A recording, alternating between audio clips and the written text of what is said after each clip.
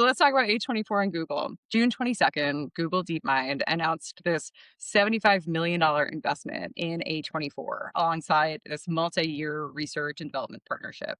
And so the goal as put out there is we want to, build AI filmmaking tools that are shaped by like the best. And so DeepMind was already working with individual filmmakers, Darren Aronofsky being an example, but this is the first time they were partnering with a studio. And I think for audiences who are fans of A24 films and really see them as representing, again, this like artist focused, more daring brand, this was a really challenging thing for folks to swallow. And so A24, like what you'll notice is it was like Google DeepMind's publicity. Like they were really proud to show off this Yeah. deal. Whereas A24 in coverage has seemed much more defensive and much more focused on, well, like we're not letting Google train on our content library or data. Like we're kind of just going to let them hang out in the room with us and learn about how we work, like really focusing on process. So filmmaking, process, workflow, decision making, that's the territory that they're actually getting to do research on. And Hmm. A24 also has like their own in-house labs team that has been working on tools already.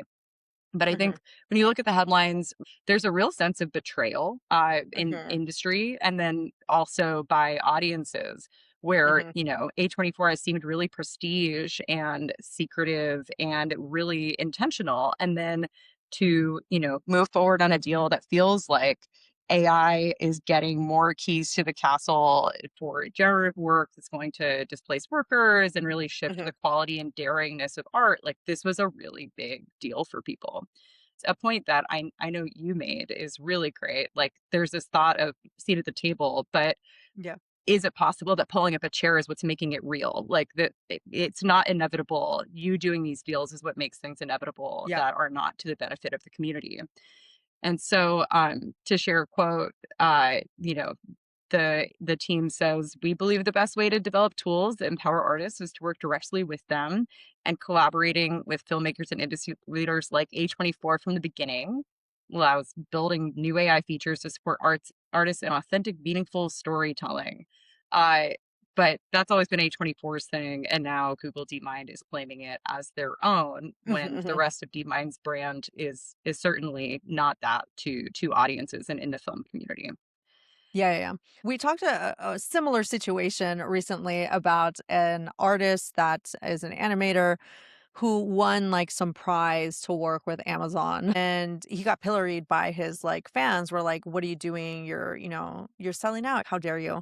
And at the time, and much like this, my problem with it, or like what I thought would have been a better way to announce it, is to really break down, here is what we're going to use AI for. Um, and here's what we're not going to use AI for, right?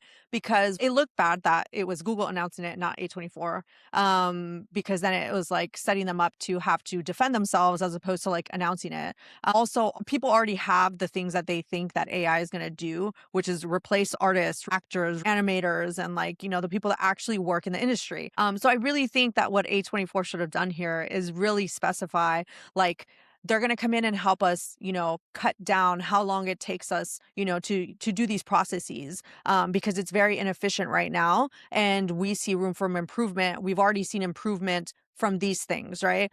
So you're giving people like exact situations of like what you're doing, and then you can also say, but we're not going to use it for these, to kind of assuage people and like the harms that they think might come to the industry. Um, Right now, particularly in Hollywood, and also tech, I'd say, right? Probably anywhere, right?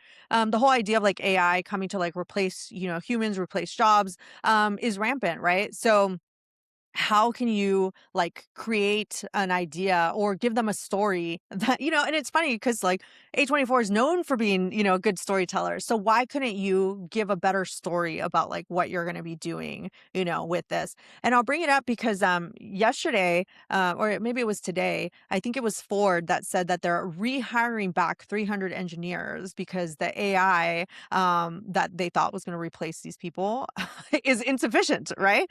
And so like, this is like the perfect way to be like, See, we cannot replace humans. We need them to be doing these things, and this is what we're still going to be hiring out for.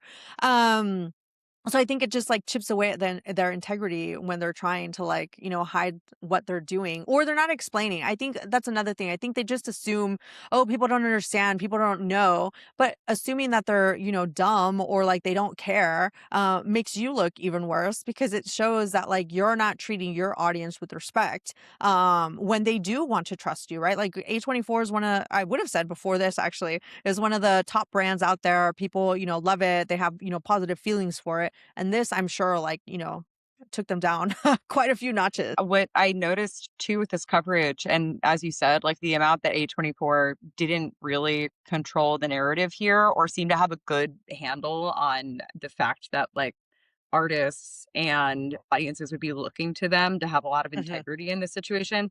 Instead, the coverage that really stood out to me talked about how, um, that in in lieu of any good examples of what they were going to work on with Google DeepMind, people are finding that A24 Labs has already been working on storyboarding with AI. And mhm, so that's an in-house thing.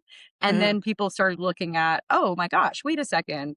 A24 took money from Thrive Capital, which is Jared Kushner's. And wait, is Jared Kushner on the board? Like, suddenly mhm. people started to look deeper at again, overall, the brand and really shift their Right. understanding of who A24 is for and who it works on behalf of and like who A24 respects. And I think that is a really hard thing to come back from. I actually am someone who believes there could be a way of doing that very Mhm. much on behalf of artists and on behalf of audiences and really shaping the terms. But instead, the coverage really suggested that A24 is not in the position of shaping those terms, does not understand what those terms would look like. And therefore, people can't rest that, like, put that faith in them anymore. And that's going to change the kinds of artists that would work with them and have Yeah. trust and faith and the types of audiences that will or won't support those films that they're making. So I think that's where, again, who wins in that partnership? Mhm. I think in Yeah. a lasting way, it's not A24, that's a lot to come back from. Yeah, yeah, yeah. Something you just said, just had my wheel spinning, which is, the fact that A24 wasn't able to explain how Google DeepMind would fit into their process shows that A24 is either naive in how much Google is going to benefit from this, but then also that they don't have someone that understands how AI or technology works, right? And this is a constant refrain. We see senators trying to talk to, Mark Zuckerberg about what social media does, right? And then they're like, "Oh, but can I delete, emails?" And it's like, that's a completely different thing, you know? So Yes. I think it would behoove these types of companies like A24 to find somebody like that's like in-house that like will speak to you and can like educate you on like what the different processes are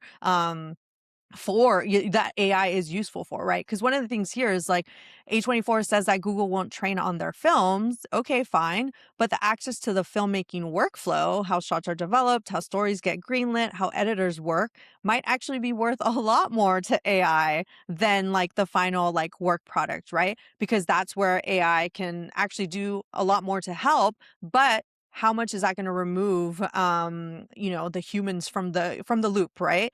So that's, something that kind of became clear as like the conversation continued. Very well put. And yeah, just a real, really huge failure on their part to come into this communicating the intention. Like, I think, Yeah. my takeaway is someone who read plenty of articles and understands Mhm. AI and, like say 24 films. My takeaway is they're taking a whole bunch of money and I don't think that the things I like about what A24 does and who it gives money to are going to benefit. Like, I think Yeah. like my impression is it will be to the detriment of the work that company is able to do anymore. There's kind of this third possibility. So there's one possibility, which is they're naive. There's another possibility, which is they're totally complicit.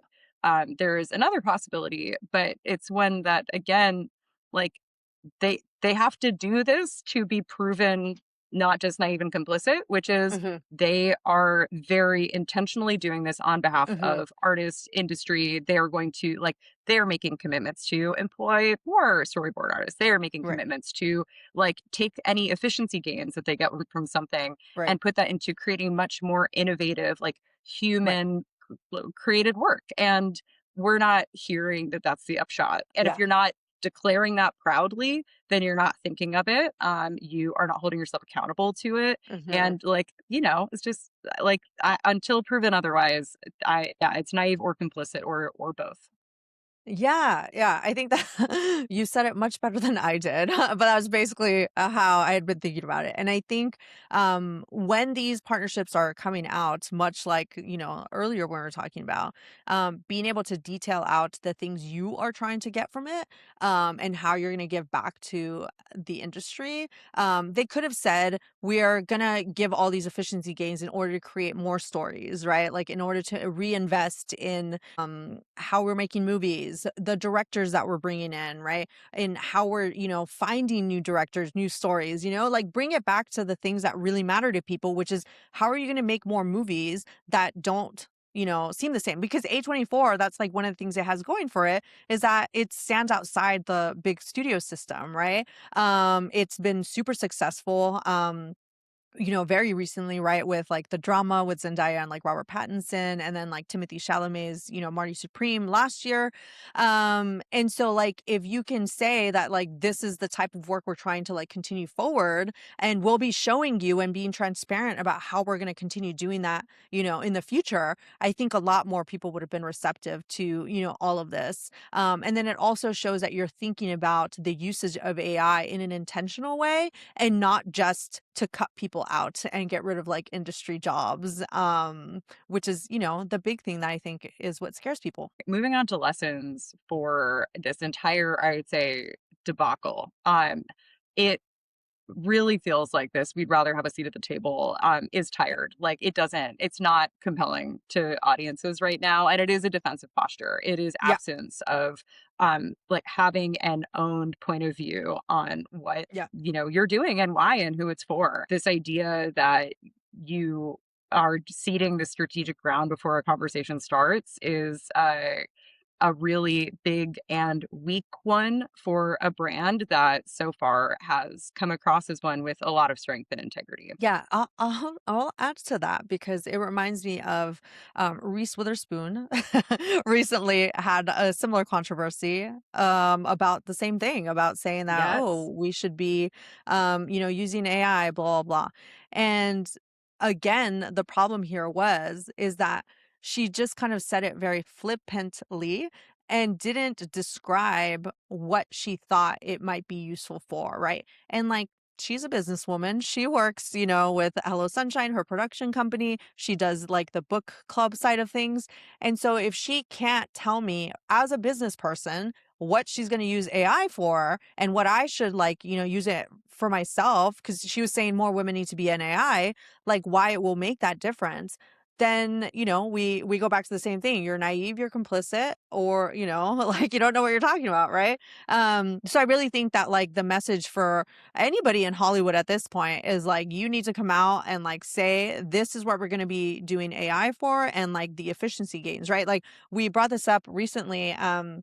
Ben Affleck, right, has had clips go viral where he's talking about, where he thinks, AI can kind of come in. And he's been very staunch in saying, like, I don't think that it will ever replace a writer because it's just not a good writer, right? And so it's like, okay, he's actually thought about it, right? He's thought about it. And then, it turns out he sells his AI, like, company to Netflix. And it's like, oh, this is why you were thinking about it, right?